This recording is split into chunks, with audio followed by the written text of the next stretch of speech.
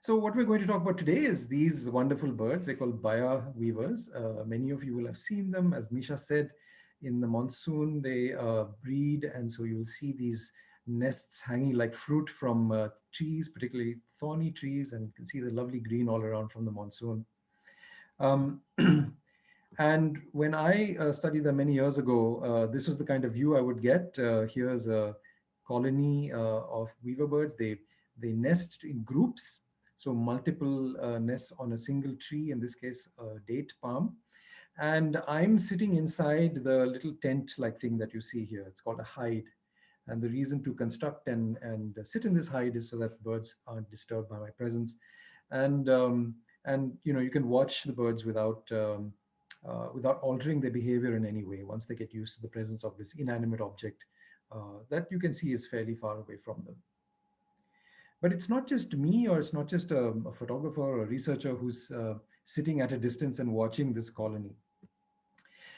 Here's a large colony, and there's usually some females who are watching from the sidelines. So there's some grass over here, and females sometimes sit here in the grass and watch the colony, and they're watching what's happening in this tree. So this tree has got lots of different nests. Nests can be, the number of nests on a tree can be up to 400 or 500, but usually a lot less than that. And on these nests are the males over here in yellow. And the males build the nests, they display from the nests, and the females watch. So what's going on here? Let's take a step back and let's sort of begin at the beginning in a sense. Sorry, before that we have a poll. And if you're a female over here and you're watching the nest, the colony, and you're looking at the nests and you're evaluating them and you're evaluating the males that are on these nests, you have to choose a nest. And this nest is, the choice is not a trivial one, because many nests get destroyed. Very few nests are successful. Only 10% or so of nests are successful. So it's really important to choose very carefully. So if you're a female sitting on the sidelines, what do you think, and I'm asking you now, or the audience, what do you think the female should pay most attention to? How beautiful the male is, how well the male sings, how well the nest is woven, and this is done by the male, or the location of the nest. So if I can ask for the poll to be put up, you have to choose now. What do you think you would do? What would you pay the most attention to if you are a female 𝗬𝗍 watching?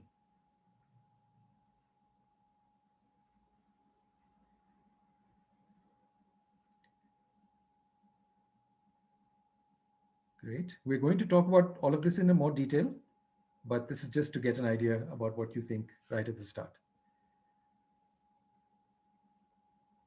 Okay, just thanks for all the responses. Just a couple of seconds more, perhaps. Okay, polling is closed. All right.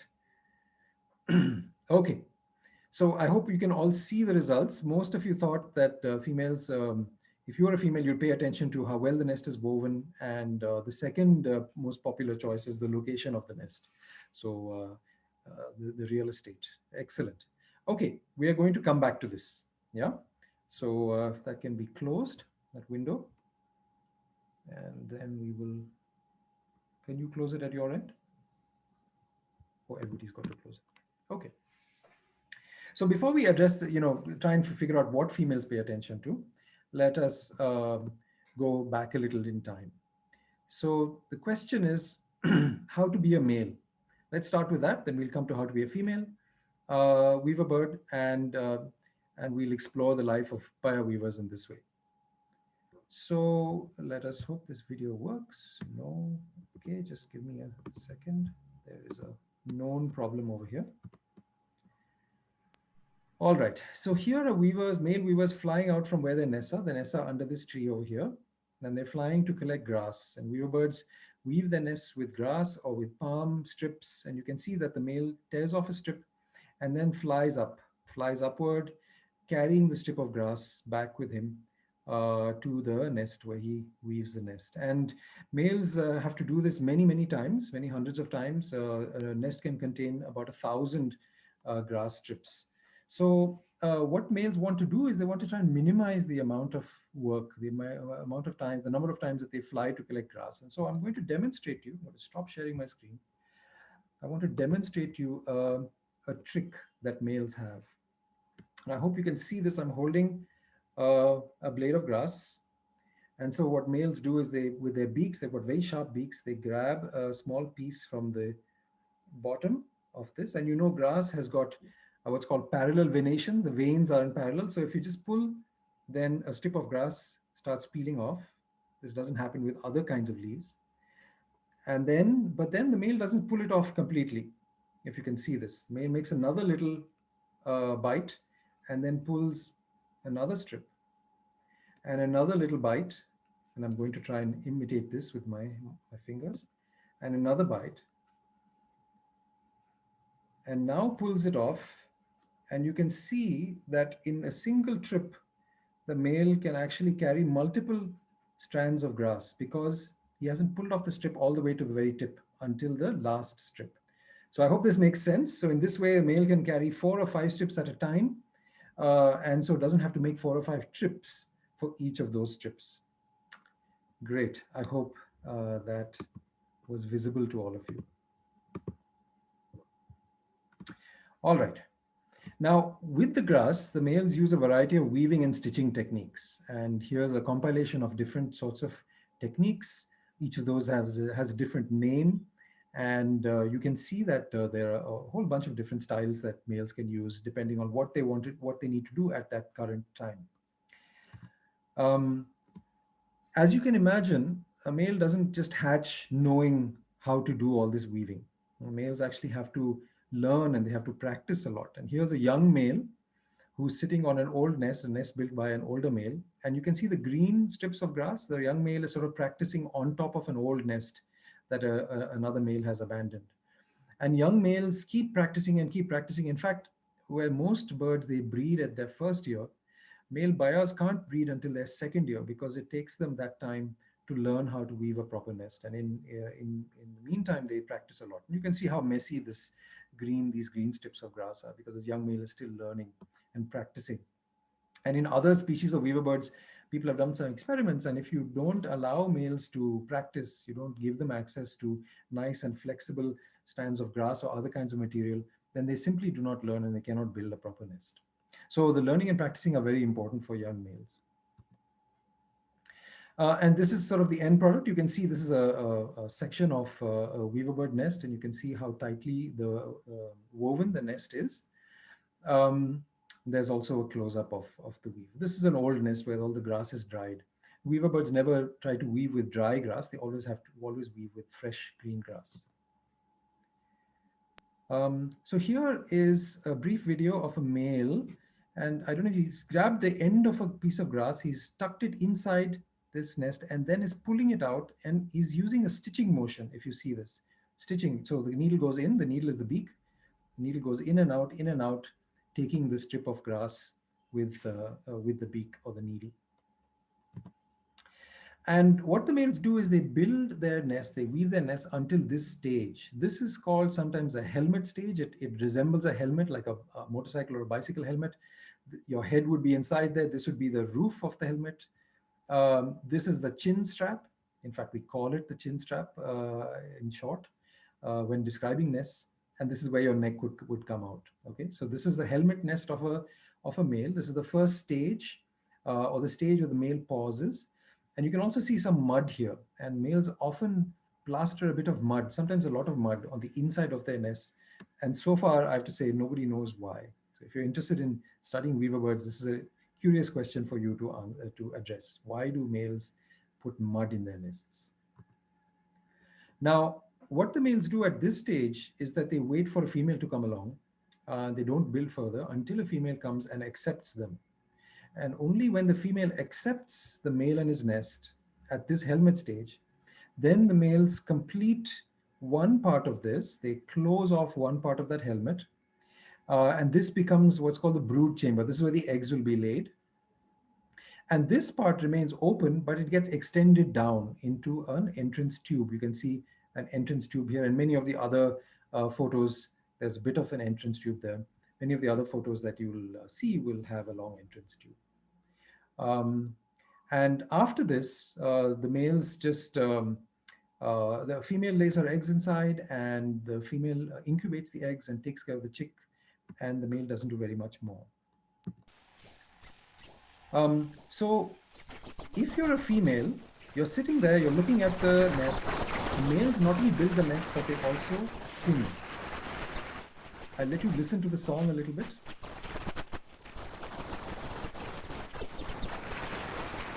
Okay, believe it or not, that screeching sound is the song of female, actually multiple males. So listen carefully, because next I'd like you to write down what it sounds like and to type that in the chat box. So how would you write down the song of a weaver bird in words or in letters?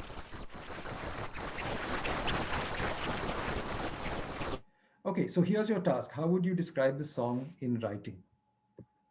So if you can type that in the chat box, and let's see. Scratchy notes, yes.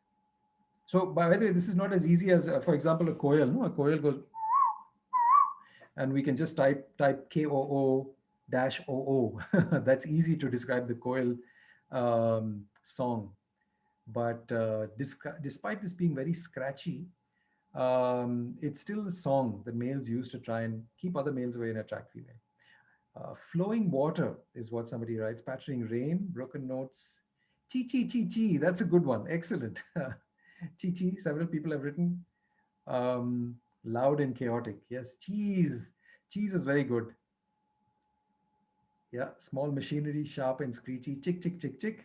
Shrieks and gunble. My goodness. Buzzing sound. Okay. Kuhu, sub, sub.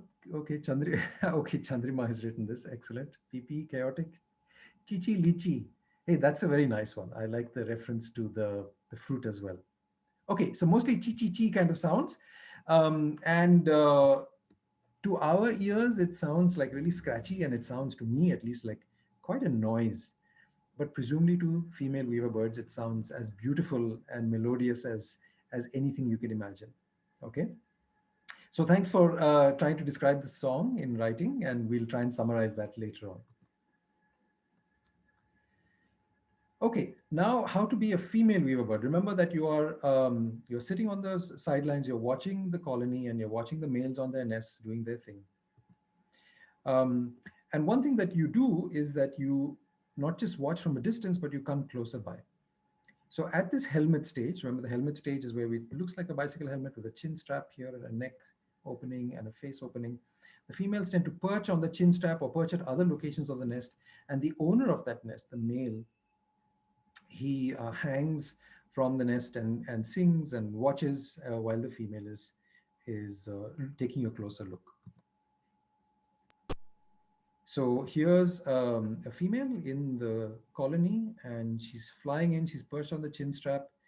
You can see the male displaying, perched on the helmet stage nest, or sometimes above it or nearby, as the female visits the nest and checks it out. Okay, so females need to pay very close attention. This is a big decision they're going to be making, where they settle down and lay their eggs. I guess the male peeking and hoping for the best. Now, one of the questions we want to ask, and we asked right at the beginning, what do you think is most important to a female? Now, we don't just want to go by our feeling, our gut feeling about what females should find most important. We want to actually answer that question. What do females find most important? Now, if we were talking about humans and we want to know why humans do what they do or how they behave, we can just ask them, right? Ask them a question in language they know and they'll reply, and you can write that down. And you can compile answers from many people and you're done. But how do you ask an animal, how do you ask a bird questions? We want to know, okay, female weaver birds, on what basis do you make your choice? So this is a question for you. If you were a researcher, for example, and your task was to find out how do female weaver birds make their choice of nest or male or location, how would you ask, how do you find out? So again, please type in the chat box if you can think about any way or ways in which we can try and find out uh, we, how can we try and ask questions of animals that can't speak back to us and get answers? Ask birds using telepathy. Yes, if only. You tweet at it. Okay, these are all puns. Excellent. Observe them closely. Observe patiently. Okay, observation is very important, but the observation also needs to be of a particular nature. You have to observe certain things. No, we don't observe everything. There are some things that are important to observe in others. You might say chick, chick, chick. Yes, actually, that's true. People have tried to find out what aspects of song are important by using little playback, little speakers to broadcast song and to see which kinds of song females like. So that's a good one by Megha. You tweet at it, don't know. You tweet. Lots of people are tweeting. Everybody's on Twitter these days. Make its noise, make its noise. Exactly, Adira, like we just said. Through their language, yes. If we knew their language, we could ask a question through their language. But okay, a lot of people observing what they do a long time. Call aliens, okay, and the behavior. Aha, there's something over here. In terms for nests, watch out what they reject. Very nice. Reva has said this. Excellent. Watch what they accept and watch what they reject. Isolate one female, multiple males. That can be done, yeah, in a zoo or in a big cage. But that's true. That requires one to capture them. Give them a choice and allow them to select. Excellent. Okay. Oh, there are lots and lots of messages. I'm sorry, I can't address every one of these, but thanks for that. And I'm looking forward to going through those answers later on. But let me give you one possible way of asking about questions and trying to get her to answer it. So imagine here there are two males. Yeah? I'm just colored them for convenience so that we can see the distinction. Here's a black and white male and here's a yellow and black male. And the males are displaying on their respective helmet nests. Okay. So there's one male, male one with his helmet, and male two with his helmet. Now, what you observe, and you saw that already with the female visiting the nest, is what you observe in the field is that sometimes there's some males and nests that get lots of visits by females. So these arrows are intended to depict visits, how many females visit. So this is a very popular male and nest, and this is a rather unpopular male and nest, gets very few visits by females. So the question is, what can we learn from this? Well, it turns out in Weaverbirds, we can do something quite interesting. We can exchange the nests between males. We can cut down this nest from its tree, swap it with this nest, reaffix the other nest in the place of the previous one. Yeah, we swap the nests, and the males don't seem to mind. The males don't go with their nest. The males have a territory and they stay in their territory. And so what we get is this. We get the yellow male with the black and white nest and the black and white male with the yellow nest. We've swapped the nests. Now, what you expect is from this, and I want to assure you that the males are perfectly unperturbed. They treat their new nest as though it was their old one, and they continue displaying at it and working on it and so on. So what we would expect is if the females are paying attention to the nest, if the nest is what they really like, and that's what distinguishes the popular and the unpopular one, then after doing this swap experiment, we should expect females to go here, correct? All the females that went to this nest, now that the nest is here and it's very close by, just a couple of meters away, they should now come over here. And this nest should remain unpopular, and this male will be unpopular. Unpopular meaning not visited much. So our question to you is, another poll, what do you think females do if this experiment is carried out? Do they follow the nest and now go over here, or do they stay with the male and stay over here? So we'll start the poll, and please let us know what you think. Do females go with the nest, or do they stay with the male when this little experiment is done?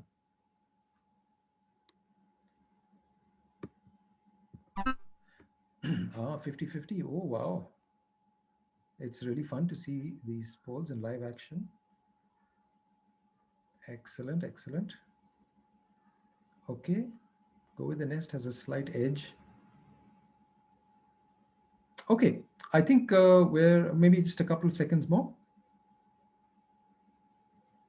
80% of people have voted. Great. Okay, so 60% of people think that females will go with the nest, and 40% think they'll stay with the male. So that's not as big a difference as I expected, more or less 50-50.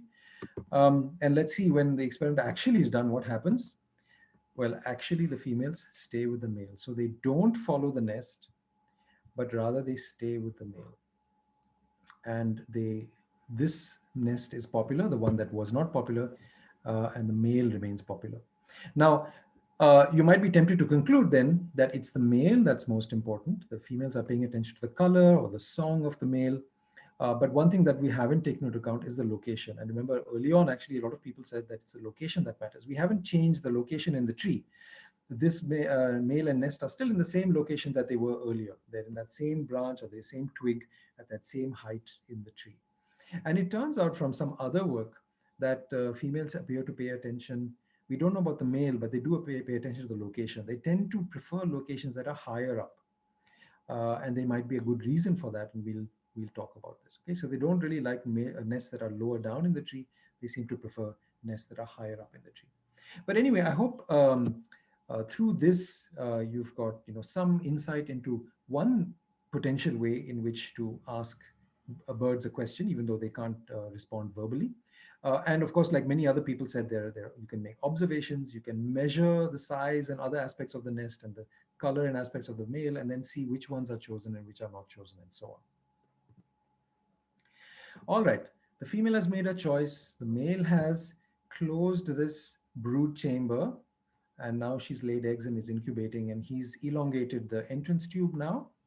And when he's done with that, the male goes off very often and builds another nest next door. Okay, so we have another question for you now. Why do you think a male builds another helmet nest over there? And he perches in that nest and so on. Why do you think he builds that? So what do you think the second nest is for? I mean, he's done with the nest. The female is there laying her eggs, incubating them. The chicks will hatch soon. What do you think the second nest is for? Please type in the chat box. What do people think about that? Oops, sorry. I'm trying to access the chat box. So here we go. Okay, to attract another mate, protection, to protect the female. Okay. If there's a hole, okay, we'll address that. New mate, new mate, new mate, new mate. If the first nest doesn't work, then the second nest, very nice. Confuse predators, excellent idea. Dummy nest, wonderful. Insurance to protect, okay. Second nest is to live while the first is for laying eggs. Really nice suggestions coming in here. For him to relax, perfect. To distract predators, guard, okay. New mate, dummy nest, protection. Okay, really nice. I hope you guys are also looking at the chat box. We have a large number of participants, so I'm afraid I can't keep up with the chat. Okay, but thank you. I will take a close look at all of these later on. Confused predators, wonderful, wonderful. Okay, great. So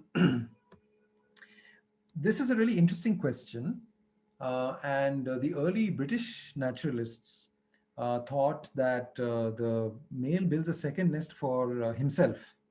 So the first nest is for the female, the second nest is for himself. He perches on that over here on this chin strap, and especially when it rains, he's got some protection, right? So it's a nice little umbrella for him. Or in the night, he roosts here. So while the female is incubating, he's staying close by. So roosting is what birds do when they sleep at night. And some particularly fanciful British naturalists, they said that he swings, this is like a swing. He swings on his nest and sings love songs to his beloved who is sitting there incubating the eggs. And that's what some of the British naturalists used to say. Now Salim Ali, who many of you may have heard of, was a very, very prominent Indian ornithologist. This photo is taken in 1950. By the way, Salim Ali drove all the way from India to Europe. This is Sweden, Uppsala in Sweden, where there was the International Ornithological Congress in 1950. He drove all the way on his motorcycle in 1950. 20 years before that, in 1930, Salim Ali had done a study of weaverbirds, and he built a machan and a tent, sort of like I showed you early on, but this was raised up on stilts. And he watched a colony of weaverbirds very closely. And he found that none of what the earlier British naturalists said was true. The males don't sleep there at night. In fact, they go fly away into the fields and sleep elsewhere completely from the colony. They don't sit and take shelter under the rain. Rather, like many of you have said, the male builds a second nest in order to try and attract another female for her to lay eggs in that nest. So basically, males build nests sequentially. Some males are able to attract multiple females, three, four, up to five females. Some males are unsuccessful entirely. So they keep building the helmet nests, no female comes along. Then the nest dries out, they tear it down, then they have to build another nest, and so on. Some of you said, by the way, this is to confuse predators, and I think that's a really wonderful idea. It turns out to be not true in this case, but I really like the thought. I like the way you think. Those of you who said it's to confuse predators, that's a really uh, interesting idea and quite possible in many other cases. But it turns out not in this particular case. And why are we worried about predators and so on? It's because weaverbirds, like many other wild creatures, live in a world full of dangers. And I already said that only about 10% of nests actually survive. That is, they survive long enough for the chicks to leave the nest so that they're independent. So there are many, many dangers that birds have to overcome.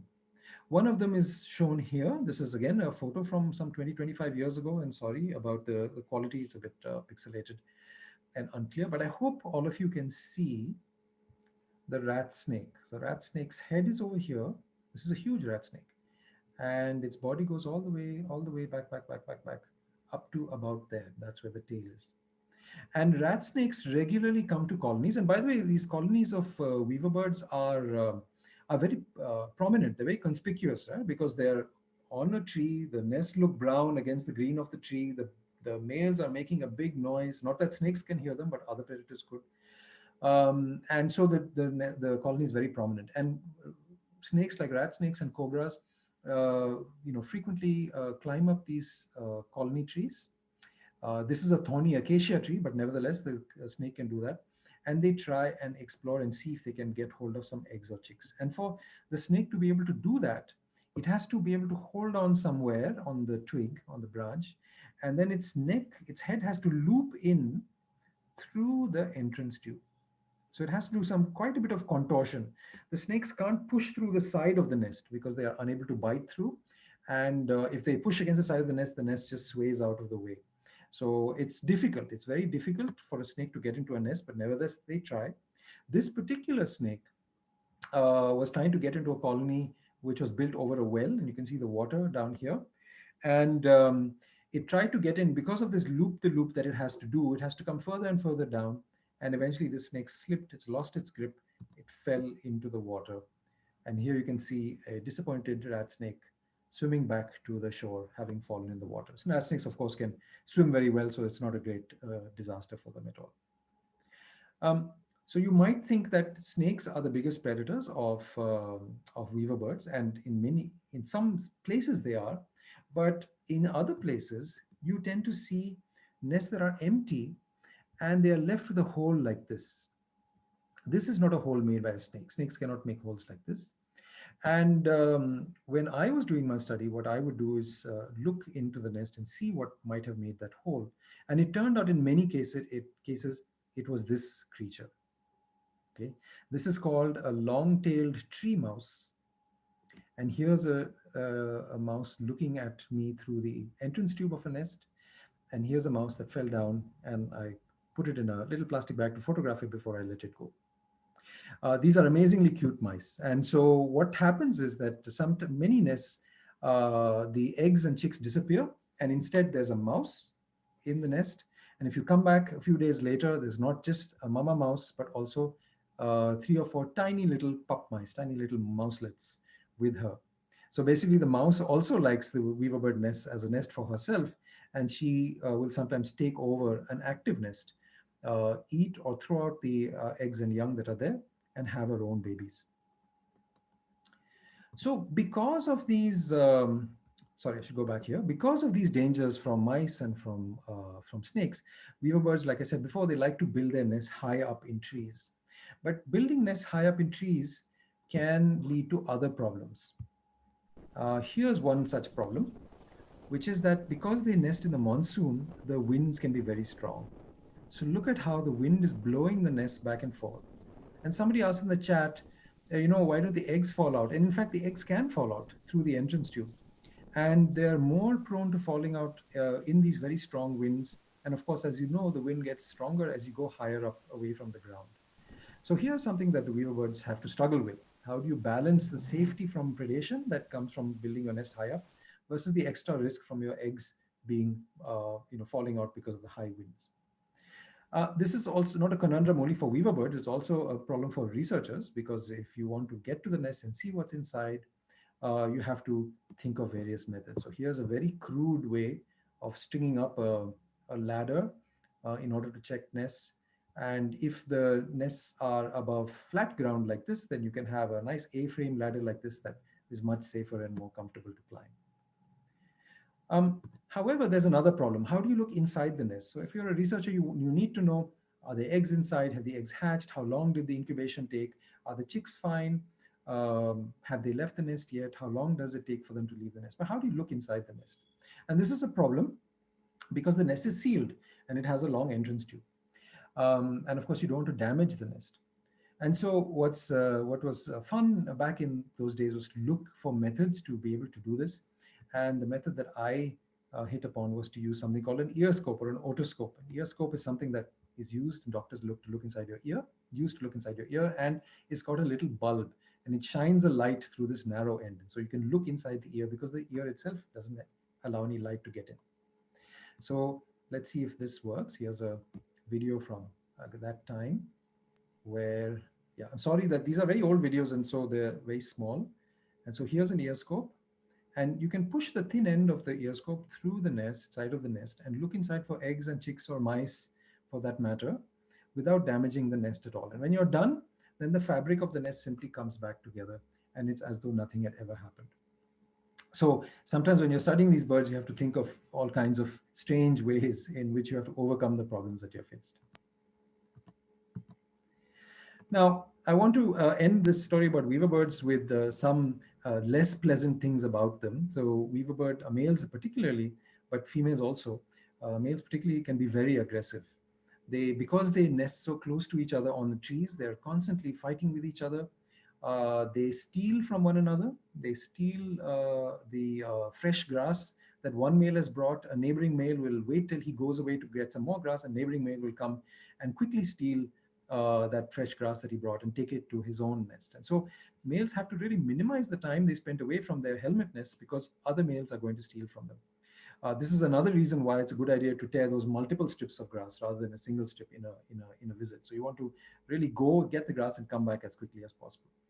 And males can get so upset with each other that sometimes, like shown over here, they can fly at each other, they grip each other's beaks, they tumble down to the ground because they're so intent on fighting with each other. Sometimes they're over water, and sometimes they tumble down and hit the water. Of course, as soon as they hit the water, they realize what's going on, and they quickly fly up. And I haven't at least seen a weaverbird drown yet, but that's a danger. Males can be extremely nasty as well to each other. So not only stealing each other's fiber, the grass, but sometimes if a neighboring male is away for long enough, then they actually try and tear down their rival's nest. So they break off the grass at the place where it's affixed to the branch. And if the neighbor is away for long enough, in fact, a male can actually destroy an entire nest, make it just fall to the ground.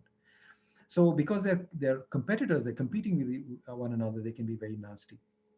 And the nastiest thing I've seen, and some other people have seen this as well, is males actually tearing down not just helmet nests, but completed nests with eggs or chicks in them. So if the female cannot defend the nest, or the male is not around for long, then sometimes, not always, but sometimes the neighboring male will try and tear down that nest. And of course, if that nest falls, then the eggs and chicks inside are doomed. So males can be very aggressive. Females also do fight with each other. They fight largely with their beaks, and but you see these competitions and these fights between males much more than females. So not everything in the natural world is all love and sweetness. There's also intrigue and betrayal and nastiness as well. But that's what we expect, of course. No, we don't expect wild creatures to be quite the way we are. Okay, stepping back now, just to end, stepping back from the Baya weaver, which I've we've spoken about all this while. There are three other kinds of species of weaver birds in India. The streak weaver, black-breasted weaver, and the Finn's weaver. All of these three are quite widespread and common. And so, in terms of conservation, they are not considered to be of great concern. The Finn's weaver, which lives in the Terai, which is the foothills of the Himalayas and wet regions over there, is threatened because of habitat loss and predation of their nests, and in some cases, collection by people. And each of these have different ways. They have different ways of making their nest. The Baya weaver, for example, and the Finn's weaver, they both nest on trees, on the tops of trees. Whereas the streak weaver and the black-breasted weaver, they nest in reed beds, and they bend the reeds together like this, and then they suspend their nest from the reed. So they nest very close to the ground or the water, suspended from reed beds. And the black-breasted weaver particularly is very interesting. I don't have a photo here to show you, but it decorates its nest. The males decorate their nests with flowers, something that I've never seen Baya weavers do. So what I'm trying to say here is that we've spoken about how amazing and fascinating a single species is, but of course, every species has its own uniqueness. And when we broaden our view, there are multiple here. There are 4 species to marvel at. And if we think of weaver birds as a whole, most of which are in Africa, Africa is the evolutionary origin of weaver birds, then there are nearly 120 species of weaver birds. And you can see that although our weaver birds are largely yellow, you can see weavers from Africa have other themes. They have brown themes or black and red themes or black and yellow and red themes. And they, again, most of them, the males build the nests. The males are the nests are very different from each other. And so we're stepping back to look at this amazing diversity of weavers in the world. But it's not just weavers, obviously. We have an amazing diversity of all kinds of birds in the world. So, and they're different in many ways. Look at this here. This is the largest bird in the world, the largest living bird, the ostrich, and the smallest living bird, a bee hummingbird. And look at them. They're both birds, but they're tremendously different in size. I mean, the bee hummingbird is just about the size of an ostrich's eye. Isn't that just a remarkable thing? And birds differ not just in their size, but in their color, their behavior, all kinds of things. So this poster illustrates some of the diversity among the nearly 11,000 species of birds in the world. And in fact, birds, in a sense, are the inheritors of the legacy that dinosaurs left behind. By which I mean that birds are essentially living dinosaurs. No, you know this. They're the offshoot of dinosaurs that survive until today. So it's an amazing bounty of riches to explore in the living world. All these nearly 11,000 species of birds. And so the questions for us is, some of the questions are, how can we admire and see this diversity in real life, some of which is just outside our windows? How can we learn about their size and their shape and their behavior, so that we can marvel at them and marvel at the evolution and the ecology that has led to this diversity. And to be able to do that, of course, we need to preserve their habitats and keep them safe from other dangers. And there are increasing dangers every year to the birds and other creatures around us. So how can we safeguard them for ourselves and for future generations? What does the world as a whole need to do to conserve these amazing creatures? These are all excellent and important questions. I'm posing the questions. I don't have all the answers, but they're questions for us to ponder, and maybe let's return to discuss them another day. So, but we can make a start just outside our windows or our houses or our campuses, gardens and parks. We can make a start by looking at what's around us.